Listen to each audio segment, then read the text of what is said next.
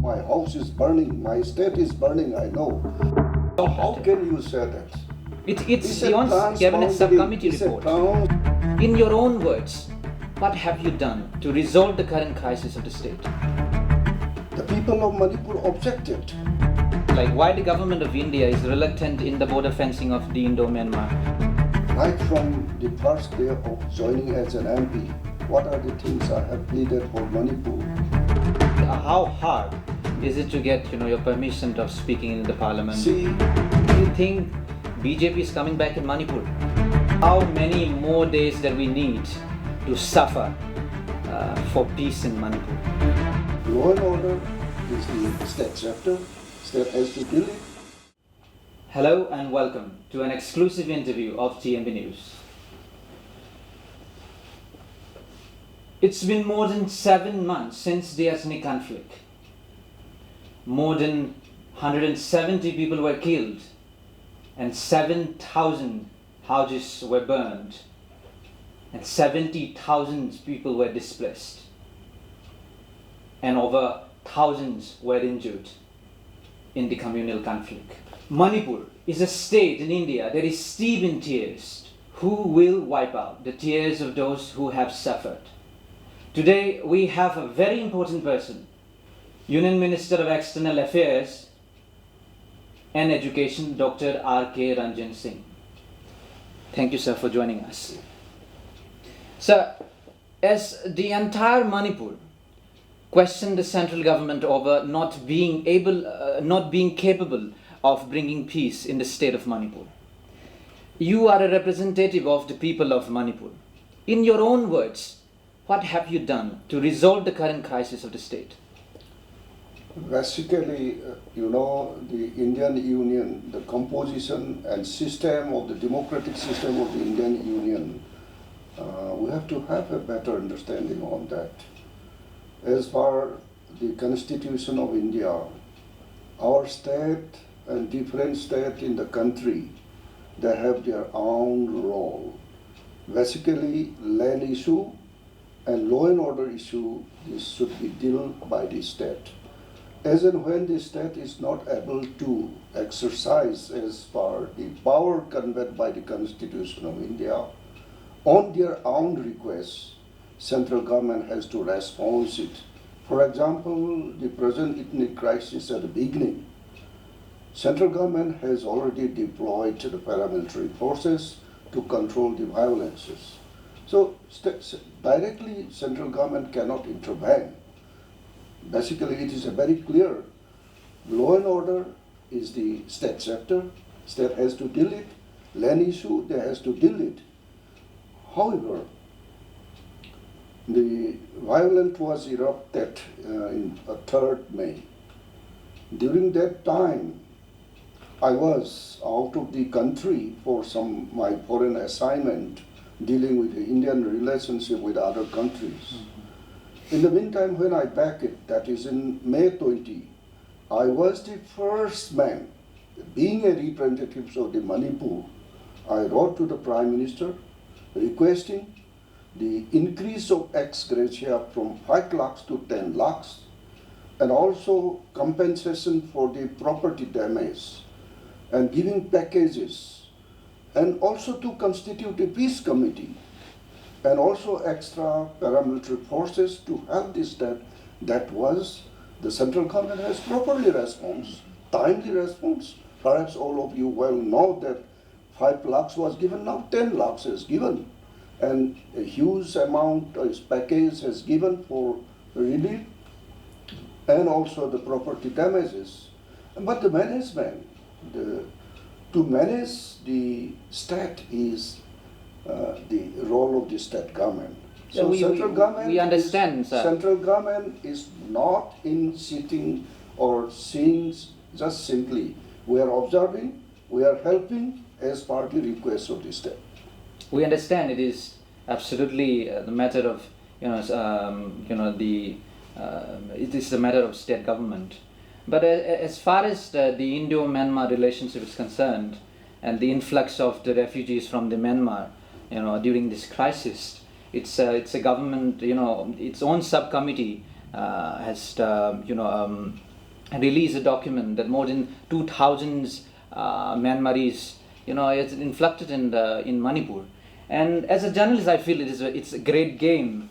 See, okay, about the immigrations. And it's also a fact that it is a matter of national security. We can't just say that you can put it only in a state matter.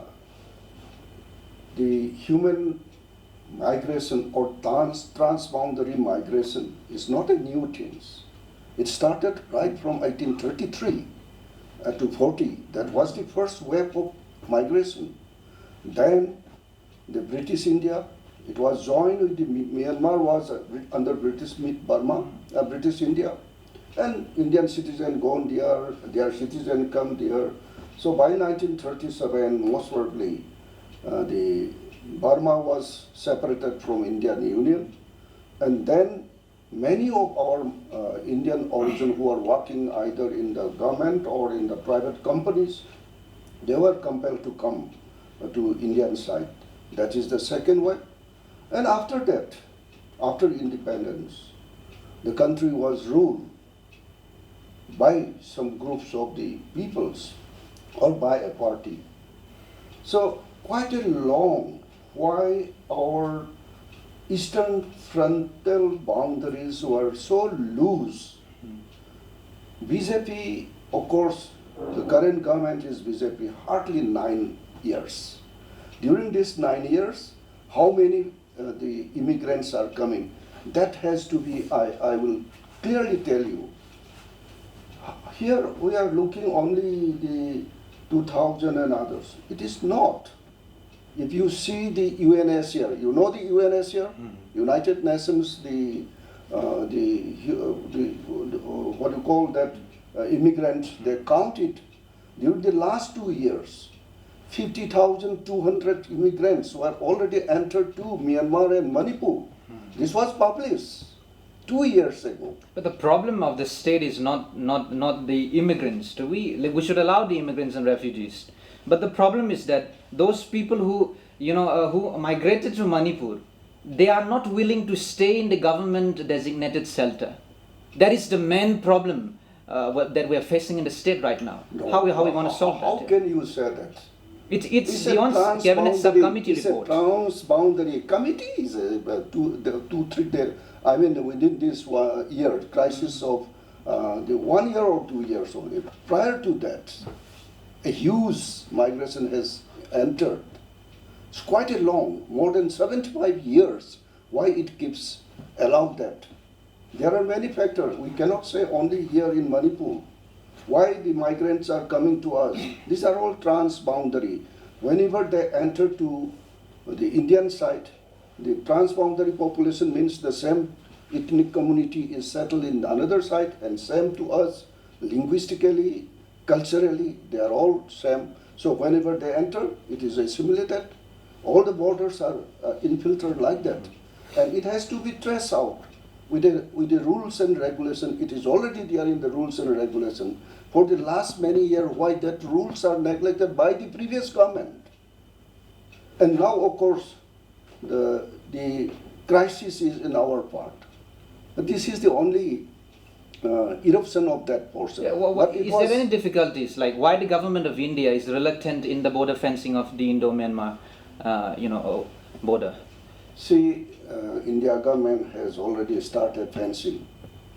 The people of Manipur objected. It was objected quite a long. Even I was criticized by those agitators. R.K. Ranjan is a coward. Why he is not objecting the fencing? But now why we are asking for fencing? See, fencing is also done unilaterally. It is not decided with both the country. Say, for example, we are afraid of our losing of our land in the border.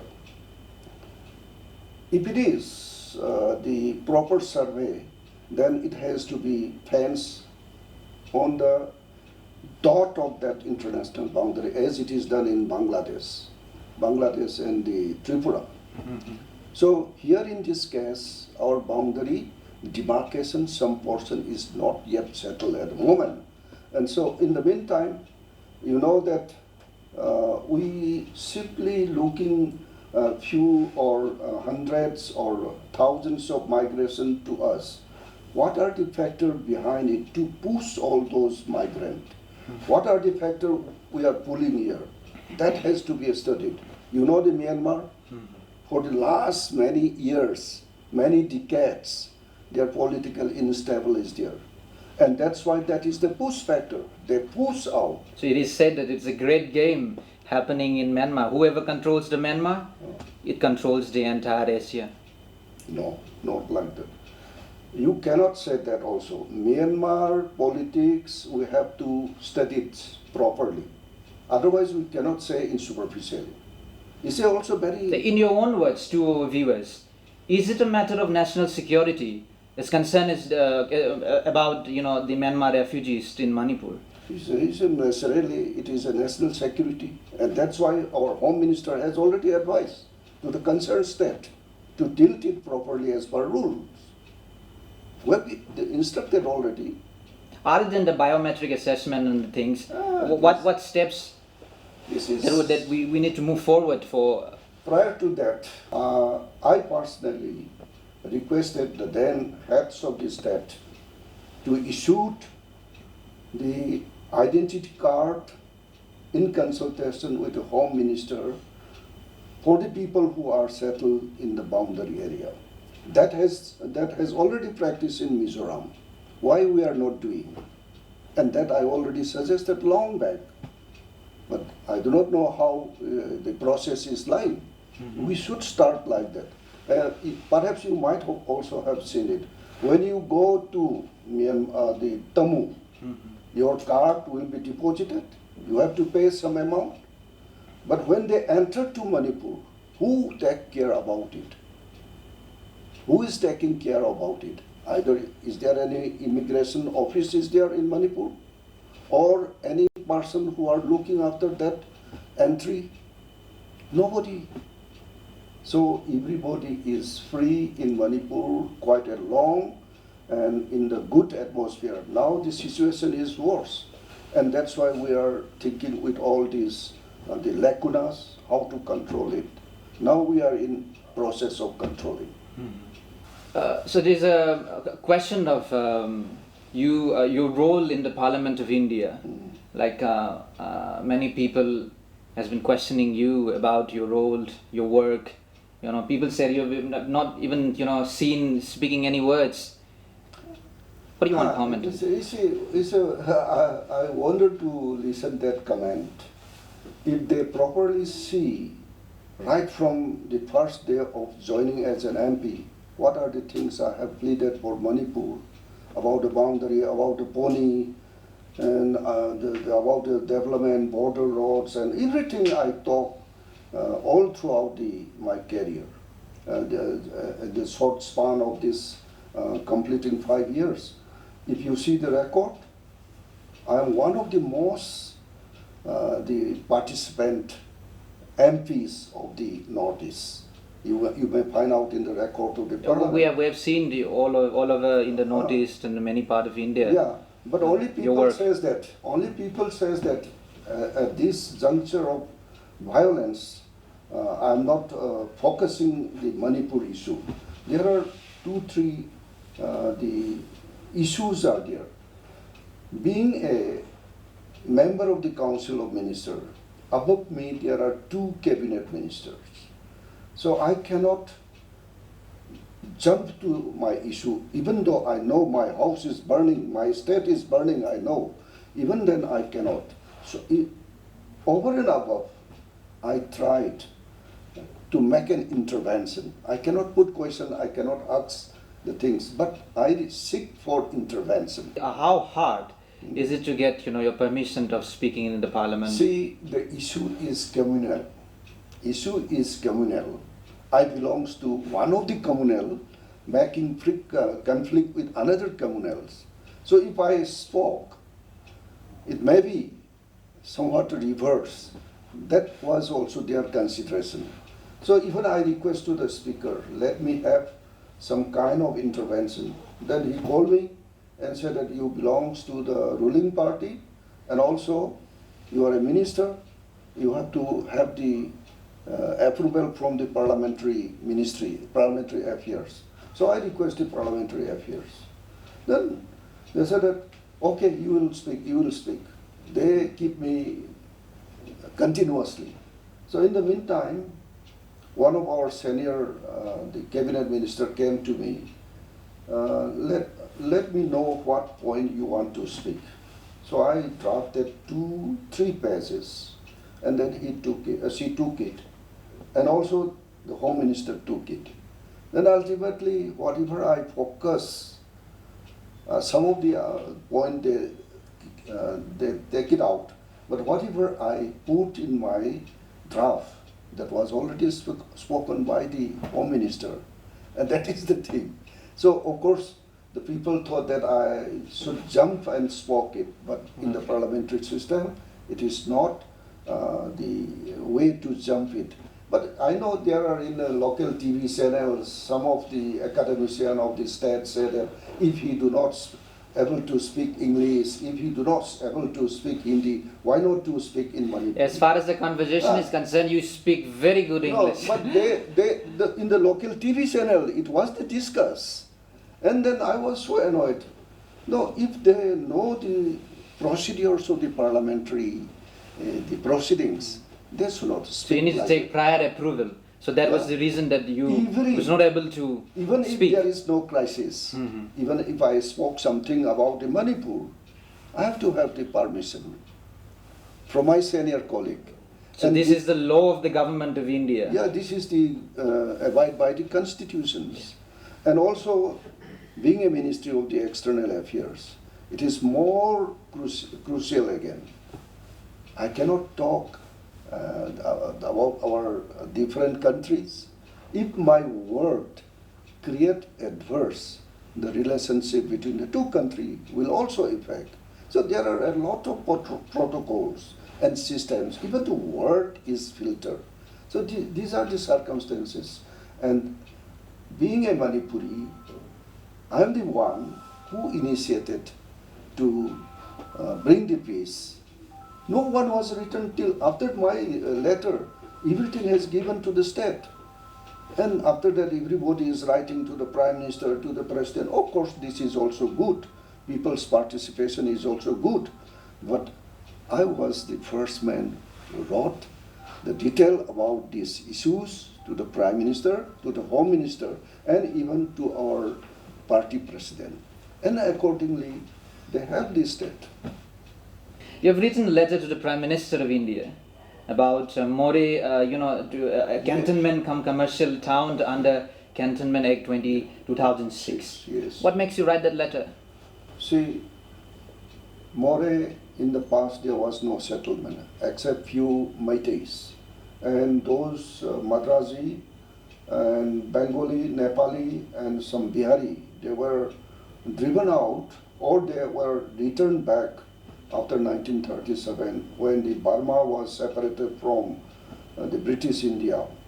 And those people came and settled in More. I personally visited right from 1960s onward up to 84, 85, I frequently traveled. And also I was associated with the first Minister of Manipur, Maharaj Kumar Priyavrata. Whenever he go, we are associated with him. He told me that More, there was no settlement except I just mentioned that few communities, including Meiteis. And that time, one traders, the name is Murali, Pong PB has mentioned to me, he asks, he will give 1 lakh to establish trade center. That Murali said, no, it's not possible, he didn't accept it. But that word was listened by Alimuddin. Alimuddin was the finance minister during PB's chief ministership. So when statehood declared in 1972, then Alim, just after the oath taking, he came and said to the PB, Sangha, let us develop the More and we will keep the name as Priya Nagar. PB says that don't keep my name, but The name has already suggested by the community of the More area, including the non-Manipuri group. So from that Priyanagar, it turned into Prem Nagar. Quite a long Prem Nagar was popular, and that was the real situation. So after that, small town committee, every community who are settled, it's a metropolitan types. The ethnic community is the complex type of things. Madrasi was also one time as a commissioner. Maitai was also town commissioner. Like the different communities could be participated in that township. But after 2012, it was converted into hill area, the autonomous district, autonomous tribal area declared Tore. Then ultimately it was dominated by a single community. Then slowly the politics is going on and the problem was coming out. That's why I said that if it is under the Cantonment Act and the model of the Delhi Cantonment Town, then every community can participate. And this is one of the strategic points in relation to the Act East policy of India, and Manipur is the offshoot of the Southeast Asian connection with in mainland India. And that's why it's very important, and it should be in the form of cantonment town come commercial. So it's a huge win of the BJP government led by Sri Narendra Modi ji. But especially in Manipur, in the coming 2024 election, do you think BJP is coming back in Manipur? See, huge win in 3 states of the country is not a simple thing. It's a result and the fruits of the 9 years administration of Modi ji. During the 9 years, he provided all these schemes, people-oriented schemes, and all the peoples are allowed to participate in the development process of the government. Perhaps you might have heard that Sabke Saath Sabke Vikas, Sabke Prayers. He has formulated different phases of the development inclusive with all the peoples. Perhaps you know the zero balance account. Like that, financial inclusive, development inclusive, women-led, youth-led, and all these agricultural. Because of this, people have a full confidence with the Bharatiya Janata Party, led by our Prime Minister Sri Narendra Modi ji. Narendra Modi ji is not only the Indian believers. Perhaps you know he is the top leader of the world now. Every people, every country is looking towards Modi ji. Of course, in Manipur, perhaps because of the present crisis and also anguish of the present situation, they might have some negative thinking to the BJP. But perhaps most of the people with a deep thinking and looking back and compared to the other government who ruled more than 60 years, and also ruling in Manipur is only hardly 7-8 years. So the comparison is there, how we can transform Manipur. Of course, this crisis is keep it aside. So achievement and delivery during the COVID also. We delivered free food grain, free oxygen, and even free COVID vaccines we have given. And all the accounts were open for the women. But why peace is not delivered in Manipur? It's led No by one- the Prime Minister of the world's largest democracy. No one is complaining that we are not receiving any schemes from given by the Prime Minister. I'm That is speaking not- about the current ethnic conflict. See, this I already expressed this just at the beginning. This is the control should be done by the state, since the law and order is purely for the state government. If the state government is not able, he has to ask. The state has to approach to the central government to help it, either in terms of force or in terms of packages or any in terms of rehabilitation. But there has that- been some misunderstanding about Section 355. There Could you was clarify? there was no declaration. There was no declaration. Only where the central government is helping. Lastly, this is the question of the entire population of Manipur. How many more days that we need to suffer for peace in Manipur? See, if the people feel like that, why the majority of the people throw the light how to bring the peace? Peace should be evolved from the peoples, not from the ball from a blue, not from the sky. So, if we want peace, why our peoples are not processing to bring the peace? So would you initiate first to be the peace mover? We already initiated. We already requested the central government to constitute a peace committee. Peace committee was constituted. Composition may be different or not. That I do not know. Have you ever spoken to the other Kuki community? Yes. At the beginning, I called all the Kuki scholars, Meitei scholars, even the Naga scholars, sit together and explain it. But when I explained it in Delhi, they were settled. They were happy. But the burning here again disturbed the things. That is the only thing. Even my house. What is the reason behind it to burning of my house? It's also burned not by the Kuki. Why they burn my house? Why other peoples are not burning house? Why other political parties are not, politicians are not burning? Why? What is the reason behind it? So under this violence, there should be any politicizing, and there should not be any bias or jealousy on that. It should not be treated in the political terms. If the people of Manipur and the other different parties really like to solve the issues, let them come forward and help the Chief Minister to bring the peace. What is the harm? Instead of criticizing, instead of throwing some hate words, why not to come forward, bring the people? Okay, let there be peace, that should be the criteria. Everybody is wishing to get peace.